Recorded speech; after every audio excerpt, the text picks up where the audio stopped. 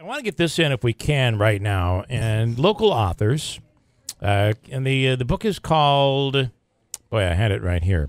Changing Your Equation.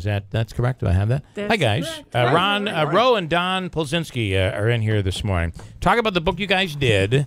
And I guess you can try to squeeze both of you guys in on different microphones. Andrew's going to help you out there. So talk about the book. We actually wrote it. Andrew, I can't do that. You're going to have to let him share. Pull your mic back because you're getting a buzz on that microphone.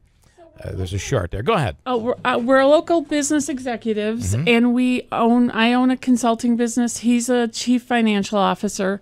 And what we were finding in the people we were working with is that it's so easy to say, I'm going to do this or I'm going to do that. But unless you change something, the end result is always the same. Right. And as we thought about changing our own life, we realized that these concepts are universal.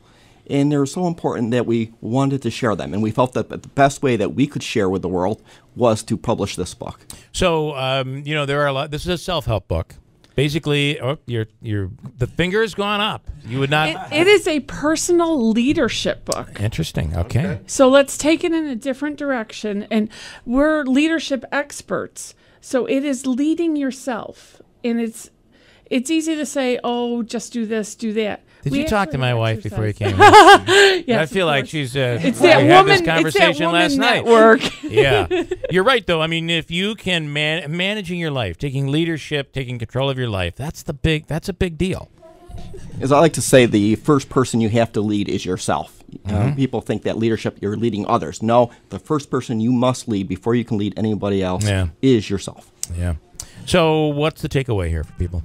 The takeaway is, if we could do it, and we're husband and wife, we literally wrote every chapter, every paragraph, every word, and yes, we're still married happily. And when did you start applying these philosophies? Is it before your success or after? Because both seem to be very, very successful. Yes, we applied these since we met. And what we didn't realize was that our success was through these principles that we share in the book, and that so many other people weren't utilizing the same principles. Yeah. And if they did, I think they would be much more successful and much more fulfilled. So some examples. Give us some examples. And one of the examples I brought, and we have this if you want to give it away for one of your listeners, we've got a book, a notebook, a pen, and what we call a Dream Day Guide. And it is a free download on our website, changingyourequation.com. And we did this from our earliest days of dating, is we'd have a dream day. Yeah. And it's the day, no judgments allowed. You go for a long drive. You get out of the mindset of the day-to-day living, and anything you want to dream goes on the list. Because then you can prioritize it and make it come true. Right. We thought everybody did it. And the more we talk, and we've done media in New York, this is what everyone's gravitating towards. Are you saying that you create a list of goals? Is that what you're talking about? Very much so. Yeah. In the act of writing a goal down makes it 10 times, 100 times more likely to come true. Yeah. It's that simple act. It's so simple. We've had some success very with that profound. in studio, as a matter of fact. It was from the very beginning. Taking that philosophy, you put it in. We never hit the lotto, but we did hit some other goals. We had the lotto, but there were other goals that we ended up hitting. Yeah. That lotto one, I think we should have used a more bold font. Do you think? Yeah. Keep putting it out there. Yeah. We don't like to call it a bucket list because that has such a negative connotation. You're going to do this before you kick the bucket. That's why we call it a dream list, because when we're children, kids have dreams. Yeah. They dream about, I'm going to be a movie star, or I'm going to be a rocket scientist or whatever.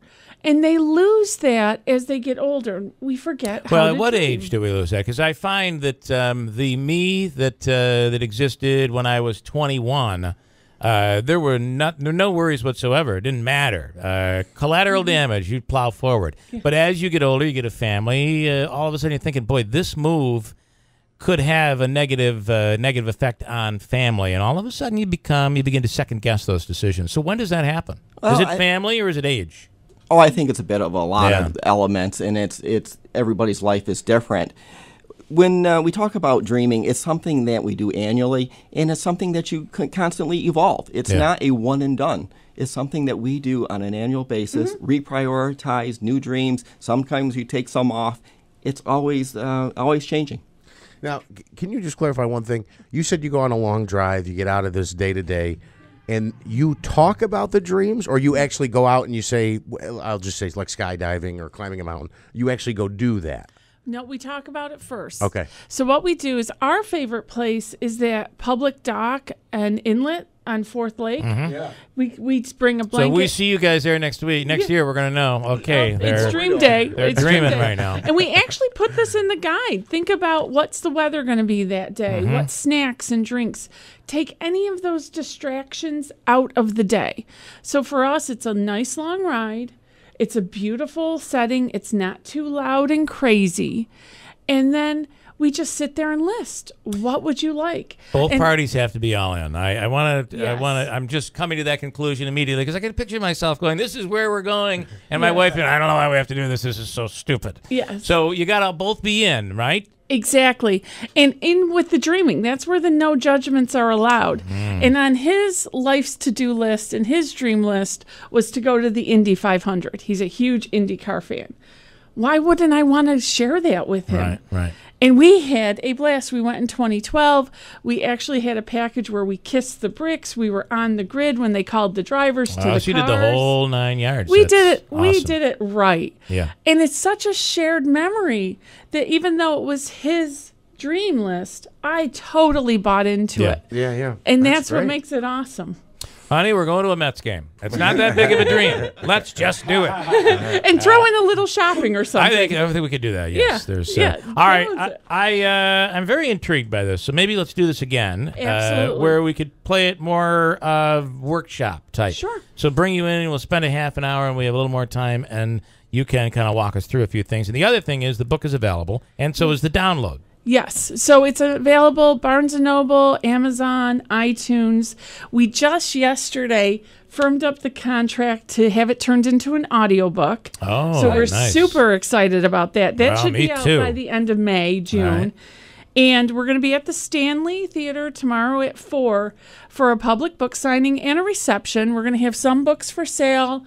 We'll say a few words. We've got some Cool. giveaways. So just the community has been so receptive to us. We want to give back. And the name of the book again is Changing Your Equation. Yes, moving towards your ideal future. And the idea would be you really got to set it in place and make those changes. Yes.